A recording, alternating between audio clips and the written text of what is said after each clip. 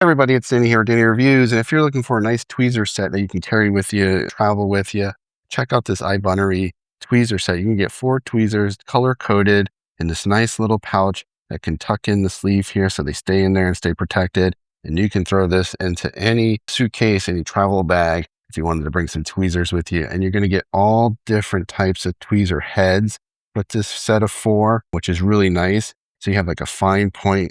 Look at that. I mean, that's almost like a needle point. You see, it's a really fine point, and they got a nice spring action. That's like a traditional tweezer there, your black ones, and you can slide it back in. You have one with an angle. This on there has an angle, and then this one also has a point plus a nice flat, really sharp edge for grabbing those hairs or anything that else you need to tweeze, whether it's a splinter. This would be a nice set for getting splinters out. And again, that it's nice that it's in this travel pack, its own little carrying case. You can take it with you on the road. I keep the caps on just to protect it. And then you can put that through the loop and you're good to go. Really like these, highly recommend them.